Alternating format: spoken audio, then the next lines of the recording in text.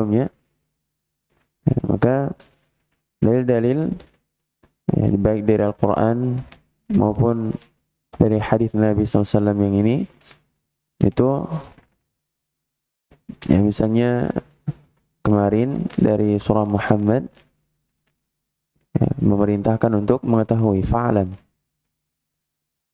maka ilmuilah, perintah untuk mengetahui. Kemudian dalil dari surah Az-Zukhruf, illa man syahida bil haqq wa hum ya'lamun. Ini mempersyaratkan ilmu dalam persaksian. Kemudian dari hadis ini yaitu wa huwa ya'lam, man mata wa huwa ya'lam, mensyaratkan ilmu ketika seorang meninggal di atas kalimat tauhid. Maka dengan demikian baik dari Al-Quran maupun dari As-Sunnah sama-sama menunjukkan bahwa ilmu adalah syarat la ilaha illallah.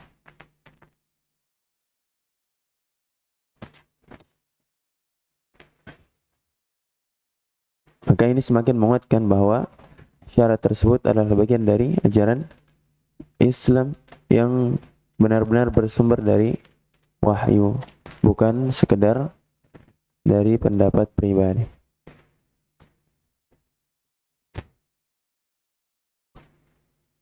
Baik.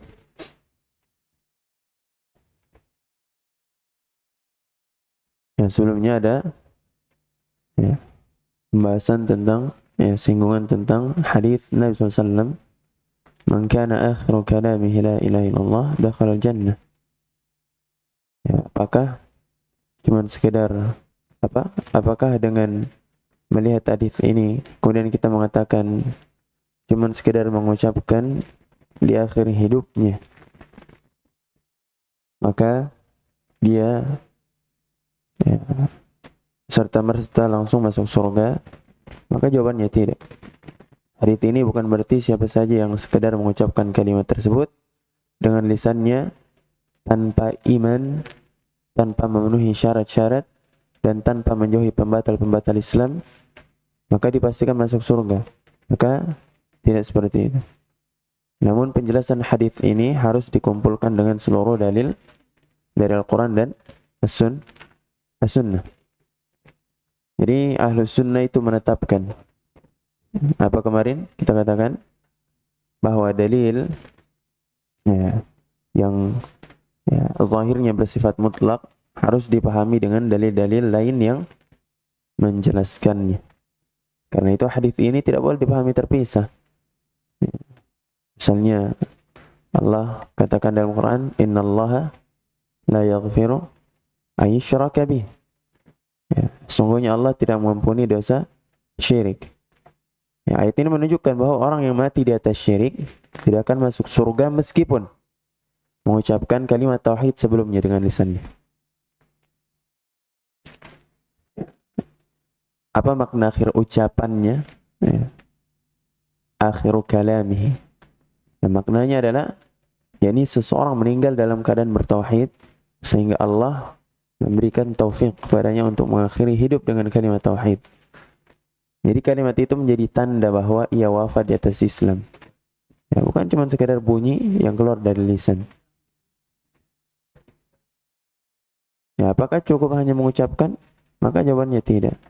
Para ulama menjelaskan bahwasanya la ilaha illallah punya syarat-syarat.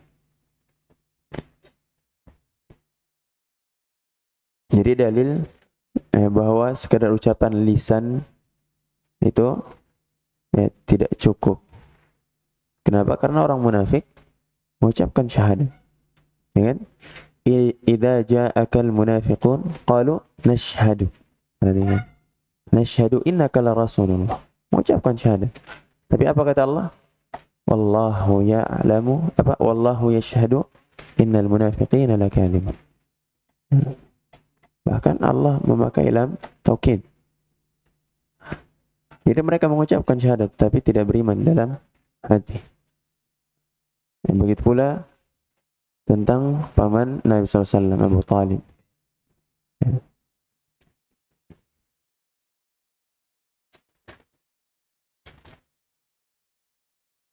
Beliau tidak sampai akhir hidupnya tidak mengucapkan syahadat.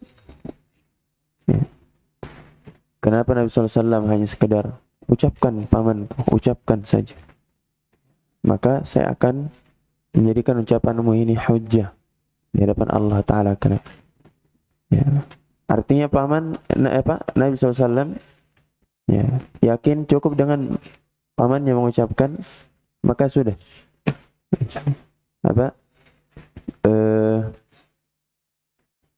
Itu akan ya, menjadi senjata bagi Nabi SAW untuk membelanya. Ya, padahal sudah mau meninggal ini. Artinya tidak ada kesempatan untuk mengajarkan lah maknanya begini-begini. Karena ya, di zaman Nabi SAW orang musyrikin itu sudah tahu maknanya. Konsekuensinya sudah tahu. Sampai-sampai paman Nabi tidak mau mengucapkan karena dia tahu kapan keluar sudah dari lisannya, yang mana dia sudah tahu maknanya, maka sudah. Dia harus meninggalkan ya, sembahan-sembahan selain Allah. Dan itu juga diketahui oleh Abu Jahal dan pentolan-pentolan kaum musyrikin ya, yang ada di tempat itu. Ya, dari sisi ya, penghasut kepada pengajak kepada api neraka. Jadi ini menunjukkan ucapan ya, la ilaha illallah memiliki kedudukan besar, namun harus diucapkan dengan penerimaan dan keimanan.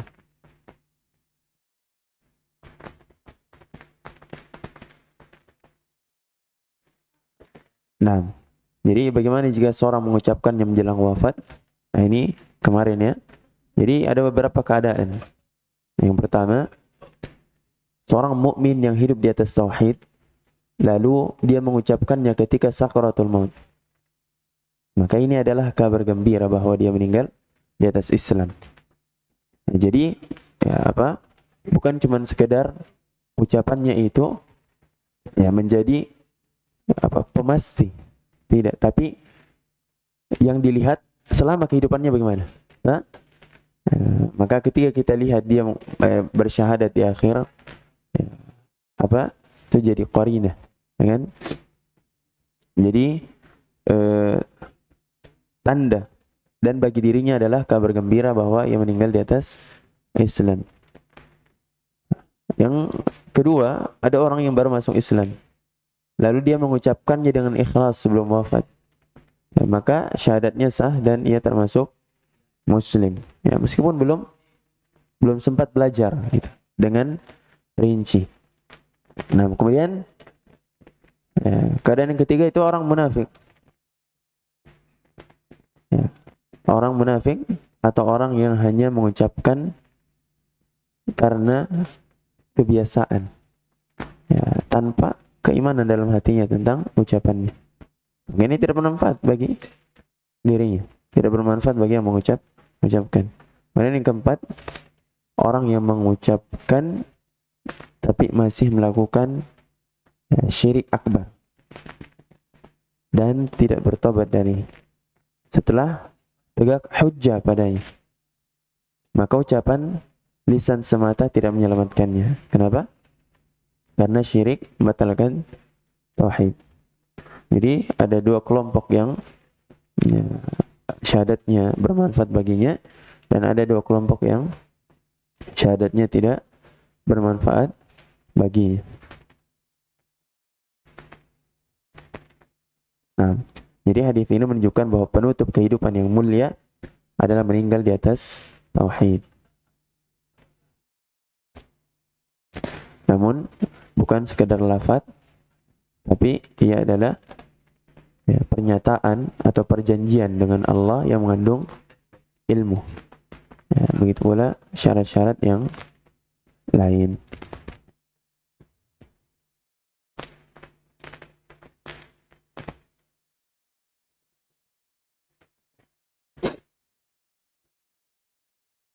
Ya, saya pikir jelas ya. Kemudian kita lanjutkan. Kita masuk di dalil dari syarat yang berikutnya, yaitu al-yaqin. Baik.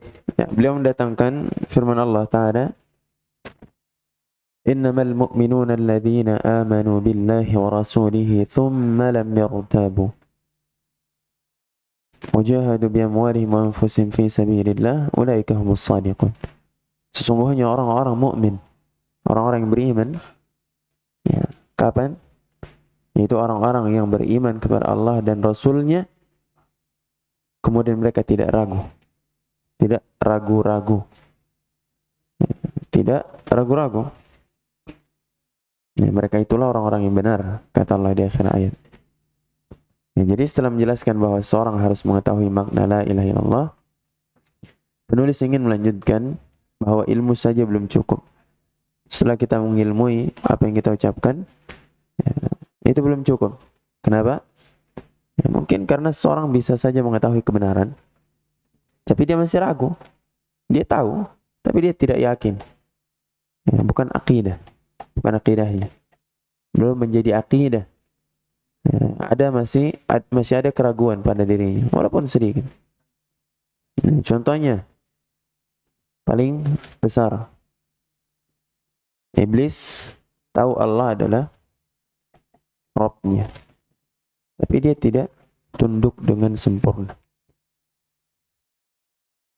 Sebagian orang Yahudi pada zaman Nabi SAW juga tahu Nabi adalah Rasul, namun mereka menolak karena kesombongan. Ya, mereka tidak yakin. Maka menunjukkan setelah ilmu harus ada yakin. Nah, jadi urutannya paham, kemudian apa? Diyakini, barulah diamalkan. Ya, terwujud dengan amalan.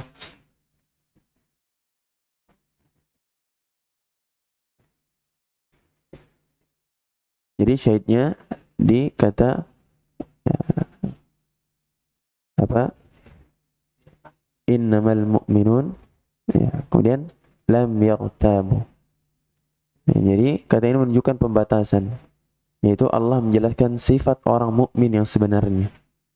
Ya, sesungguhnya hanyalah, ya, yaitu lam yartab, yang ya, tidak memiliki keraguan sedikit pun terhadap keimanan mereka kepada Allah dan Rasul-Nya. Di akhir ayat, ulaika humus shadiqun. Mereka lah orang-orang yang benar, yang jujur dalam keimanan. Ini mereka benar-benar mengakui dalam hati, jujur dalam keimanannya.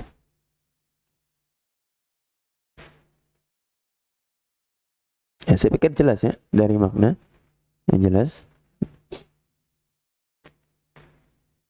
Ya, misalnya seorang meyakini Allah adalah satu-satunya Rabb.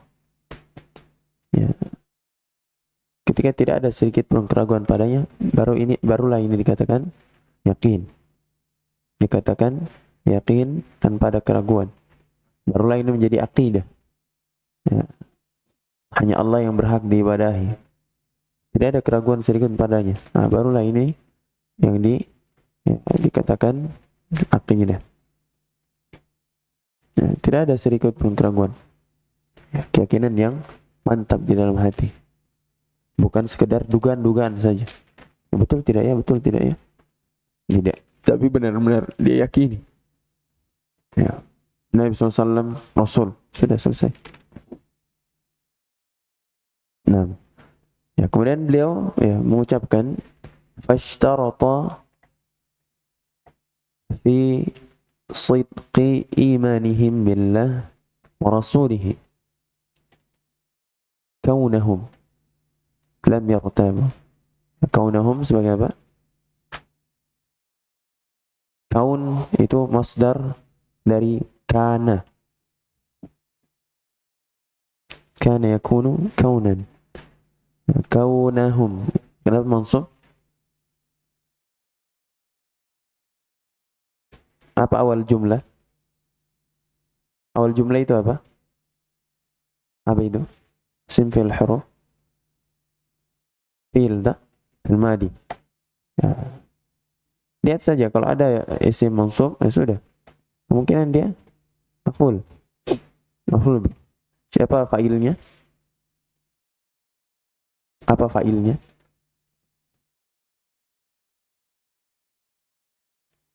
Ada tidak di situ isim? Isim yang bisa jadikan fa'il. Tadi saya bacanya ma'lum atau majhul? Ma'lum tak? Berarti huwa ahsan. Ya, kembali ke ini kita ngomongin siapa ini di sebelumnya? Tentang ayat tak? Ayat. Ayat itu datangnya dari siapa? Allah. Fashtarata, maka dia mempersyaratkan. Berarti siapa? Allah. Ya, maka Allah mempersyaratkan ya dalam jujurnya keimanan mereka terhadap Allah dan Rasulnya, kaunahum, ya keadaan mereka lam yartabu, yang tidak ragu sedikit pun. Ya, kaunahum, ingat kana butuh apa? Isim dan khabar ta? Ya, jadi di sini kaun meskipun dia bukan berbentuk fiil, dia berbentuk isim, tapi tetap dia punya isim. Jadi hum di situ ya mudhaf ilaih itu kedudukannya isimnya kana. Khabarnya mana? Jadi lam yartabu itu fi mahalli raf'in khabar. Ya, seperti itu. Jadi pahami? Nah. Baik. Inilah letak pendalilannya. Ya, Allah tidak hanya mengatakan mereka beriman, tapi Allah menambahkan thumma lam yartabu. Kemudian mereka tidak ragu-ragu. Nah, ini penjelasan dari Syekh. Kaunahum lam yartabu. Ya.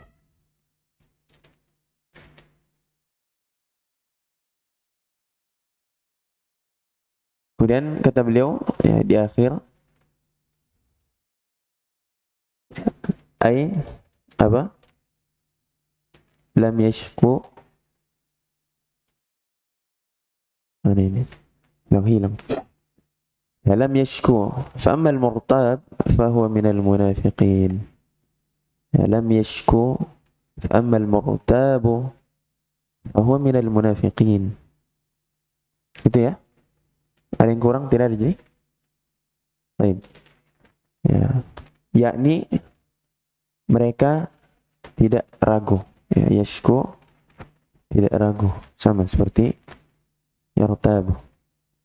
Ya, fa'amal murtab, adapun orang yang ragu bahwa minal munafiqin, maka dia termasuk ya, orang-orang munafik. Tapi maksudnya di sini keraguan apa? Keraguan dalam pokok-pokok keimanan. Ya, maksudnya sudah jadi pokok keimanannya. Ya, misalnya dia ragu Allah itu satu-satunya Tuhan. Ini pokok keimanan, kan? Ya, pokok keimanan. Ya, seperti ragu apakah Allah benar-benar esa, ragu terhadap kerasulan. Jadi ragu terhadap pokok keimanan, bukan ragu dalam seluruh hal. Tidak. Jadi tentang pokok keimanan. Maka kapan di dalam pokok keimanan dia ragu, sudah dia ini namanya nifaq i'tiqadi. Ya. Sudah masuk di pembahasan perbuatan kekufuran. Ya, nanti mungkin kita akan bahas ya. Ada kayaknya juga pembahasannya itu. Ya, adapun misalnya ya, sebagaimana yang terjadi di zaman Nabi SAW, was-was gitu kan, yang datang dalam hati seorang hamba tanpa dia inginkan. Ya, was-was ya, seperti hal-hal yang mengatakan misalnya ada dalam hati yang muncul. Ya, apakah Allah bisa menciptakan Tuhan selain dirinya misalnya? Ini ucapan bahaya sekali yang seperti ini. Ya, tapi ini datang bukan dengan keinginannya, tiba-tiba muncul. Nah, tapi dia lawan. Oh, tidak mungkin. Subhanallah gitu misalnya, tak? Subhanallah. Dia lawan. Dia benci terhadap hal tersebut. Maka ini bukanlah keraguan yang dimaksud, yang mengeluarkan dari iman. Ya.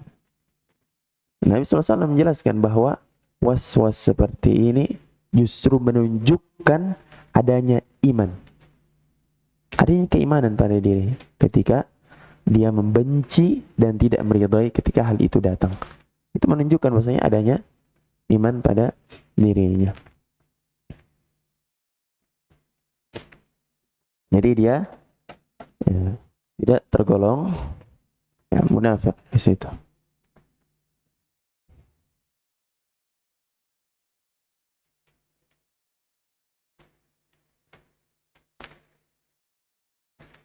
Jadi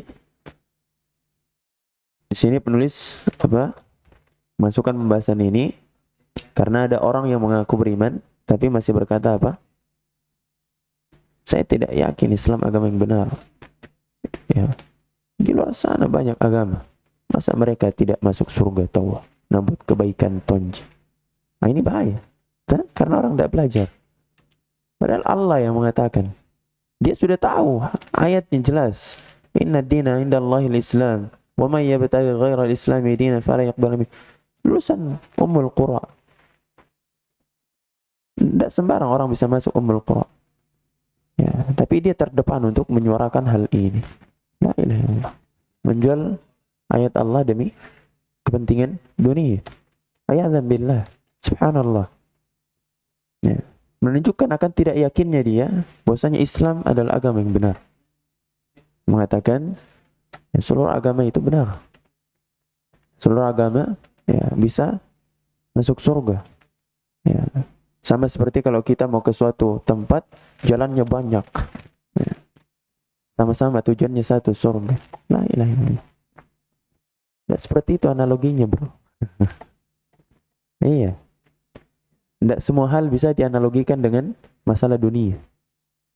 Selama dia sesuai dengan apa yang diinginkan dalil, syariat, baru kita katakan analoginya cocok. Tapi kapan tidak? Jangan dipaksakan. Maka ini namanya menganalogikan dengan cara memaksa. Ya.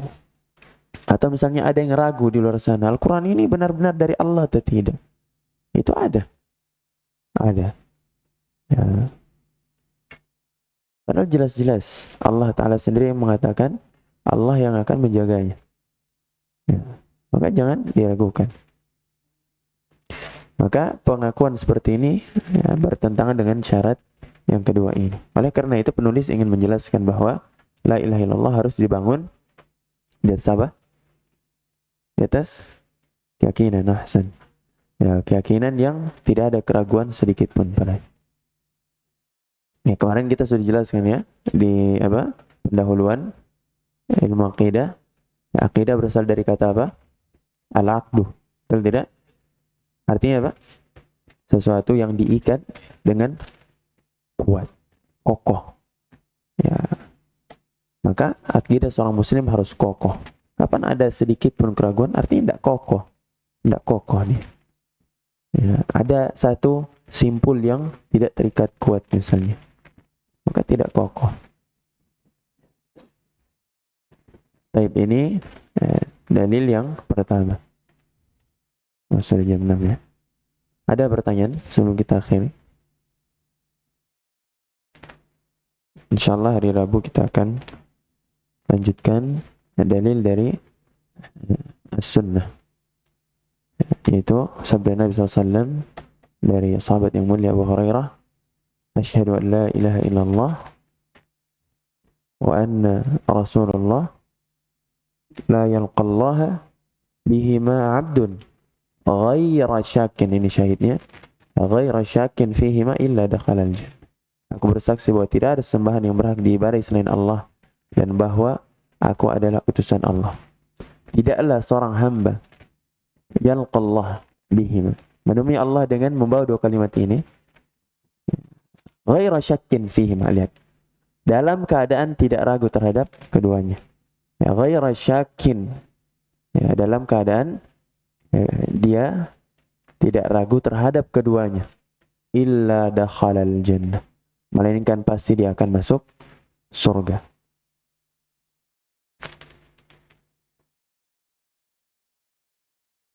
Nah, jadi insyaallah besok hari lusa kita akan jelaskan rinciannya. Ada pertanyaan? Iya.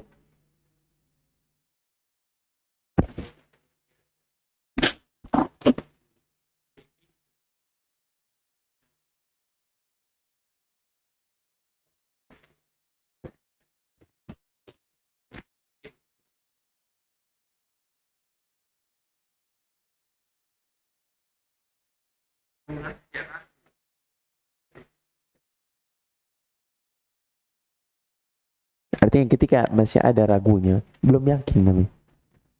Misalnya kayak orang masih mencari kebenaran, nah, ya. Artinya bukan di sini yang kita bahas kapan seorang dikatakan yakin. Adapun kalau ada orang mengatakan seorang itu belum bisa yakin kalau belum ada keraguan sebelumnya. Atau maksudnya gimana tadi? Bagaimana tadi? Harus ragu dulu. Itu tidak semua orang begitu. Dan memang ada sebagian mungkin, tak? Tapi kapan orang yang mengaku dia Islam, tapi dia terus masih ada keraguan, berarti dia belum yakin, tak? Yang kita ingin pahami sini, kapan seorang dikatakan yakin? Itu saja. Ya. Kalau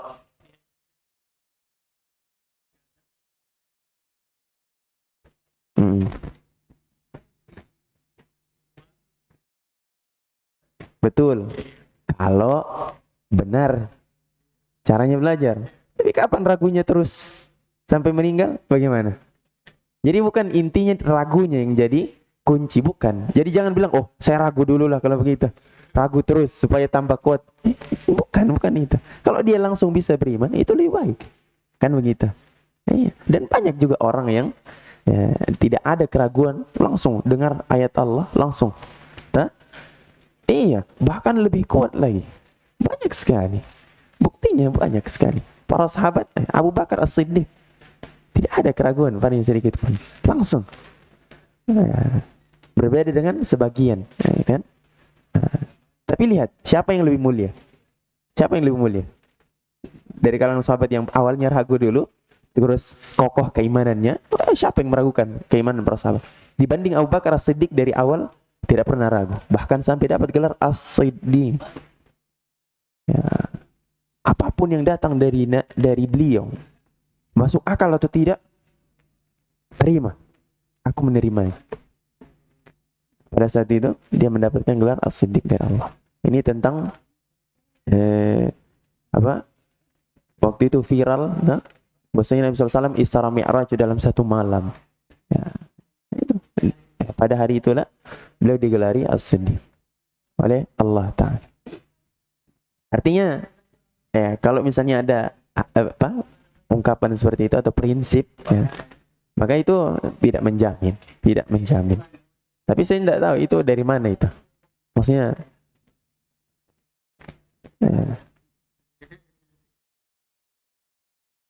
filsafat kayak itu, filsafat atau apa? Ya, filsafat ya.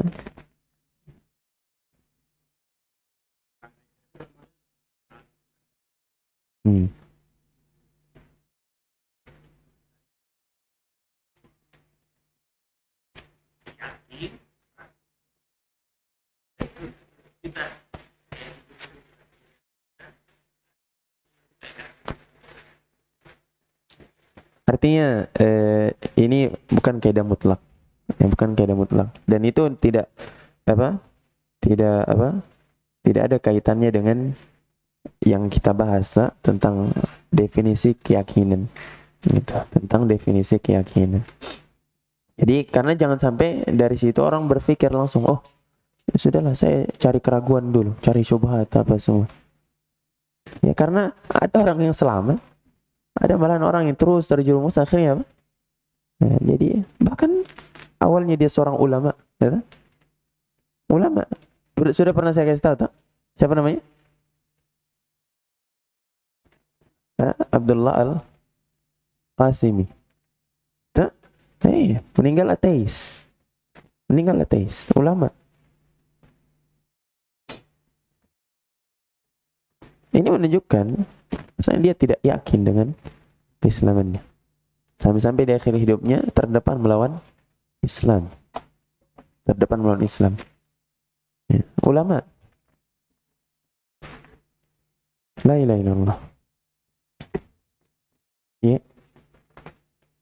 Ya. Iya.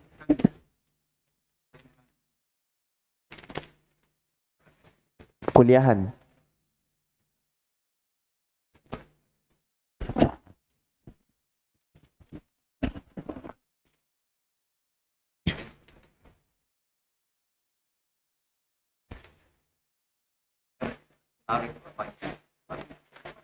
Iya, tidak terpengaruh. Langsung. Ya. Mm-mm.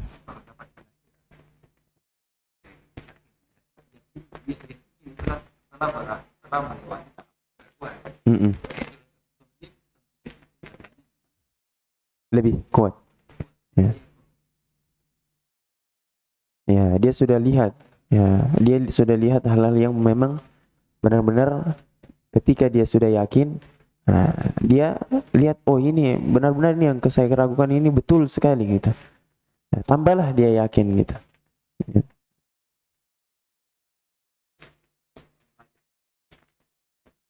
Ya.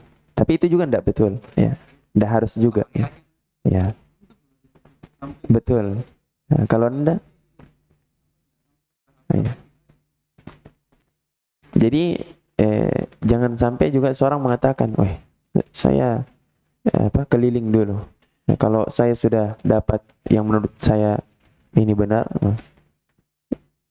mungkin kita pernah lihat film Life of Pi, yang itu yang seorang anak sama harimau di tengah laut itu. Tidak pernah kah?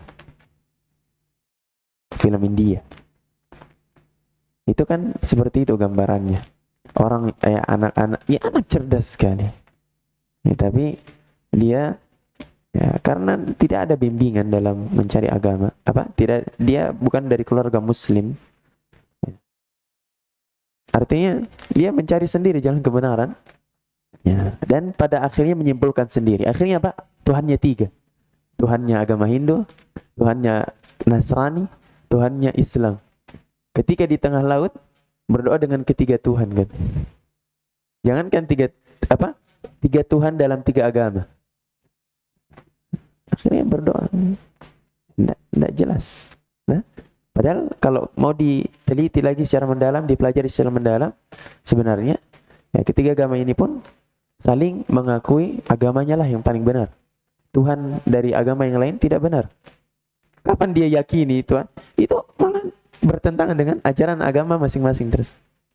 Artinya itulah, kalau orang cuma sekedar menganggap menyimpulkan pribadi tidak sesuai dengan apa yang diinginkan oleh syariat tersebut, maka jadi kalau orang memang mau benar-benar misalnya dia belajar sesuatu, maka terima apa yang dia pelajari itu. Jangan simpulkan seenak sendiri, gitu kan? Kalau begitu untuk apa kamu belajar gitu kan? Untuk apa kamu belajar? Karena di situ di film itu akhirnya dia menyimpulkan seenaknya gitu. Dia simpulkan, tafsirkan seenaknya. Bahwasanya dia sudah mendapatkan ketenangan yang hakiki. La ilaha illallah. Ketenangan dari mana gitu kan? Artinya lucu sekali. Karena memang yang membuat orang kafir, orang Prancis. Tapi saya cuman lihat itu film dulu waktu kita masih SMA. Cuman belakangan baru kita renungi kembali, baru-baru kami lihat lagi muncul di FYP gitu kan, YouTube. Kita tambah bersyukur setelah kita belajar gitu.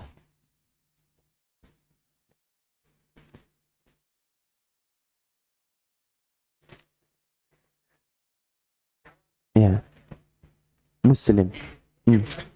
Muslim bertauhid. Alhamdulillah. Ditambah lagi Allah memberikan hidayah kita kepada jalan sunnah. Itu nikmat yang lebih besar lagi. Dan istiqomah, insyaallah istiqomah sampai akhir hayat. Tapi itu tidak cukup. Nah, kita harus terus belajar supaya kita semakin tahu jalan yang benar. Karena lahir dari sebagai seorang muslim saja tidak cukup. Karena ya, kita semua lahir dalam keadaan bodoh. Ya, maka kewajiban kita untuk belajar.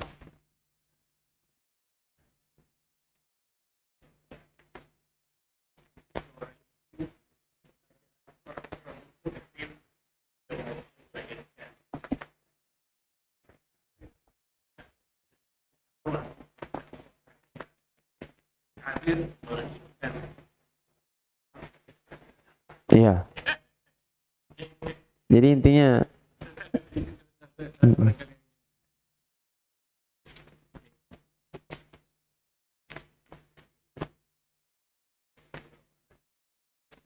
iya.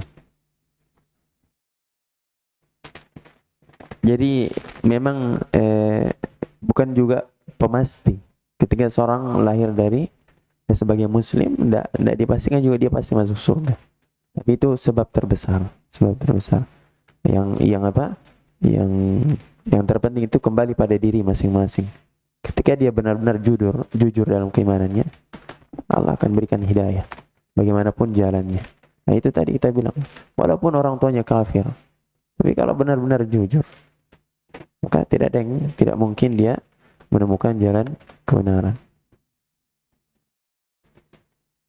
Ya, mungkin banyak orang yang mengatakan, ya, kalau begitu kasihan sekali orang yang lahir dalam keadaan kafir dan sampai mati tidak tersentuh dakwah. Kita katakan, berarti Allah tidak adil. Naudzubillah, subhanallah. Jangan sampai ada pemikiran seperti itu. Inilah pentingnya kita belajar akidah. Ini dijelaskan dalam ilmu akidah. Intinya ya, ini kembali kepada bahwasanya Allah itu Maha tahu. Maha tahu hati-hati hamba. Siapa ayatnya? Wa huwa ya'lamu biman ihtada. Dia apa? Wa huwa a'lamu biman ihtada. Dialah zat yang paling tahu siapa yang berhak memperoleh hidayah. Jelas ayatnya dalam surah An-Najm. Artinya dari sini kita bisa pahami ya bahwasanya orang-orang kafir itu yang sampai akhir hidupnya tidak kenal dengan keimanan, artinya dia tahu di luar sana ada agama Islam, dia tahu, tapi dia memang benar-benar menutup hatinya. Ada kesempatan untuk dia belajar sebenarnya, tapi dianya memang yang tidak mau menutup hatinya. Ya, maka itu tanda bahwasanya Allah tahu dia memang benar-benar tidak berhak. Ya. Rinciannya insya Allah akan kita jelaskan di waktunya. Karena hal ini sangat penting. Itulah bukti bahwasanya kita benar-benar harus belajar akidah. Karena jangan sampai tentang hal seperti ini kita tidak tahu. Akhirnya apa? Timbul suuzon sama Allah. Naudzubillah. Ini bisa mengantarkan kepada kufur. Baik, kita akhiri sampai sini dulu. Subhanakallahumma rabbana wa bihamdika, asyhadu an la ilaha illa anta, astaghfiruka wa atubu ilaik.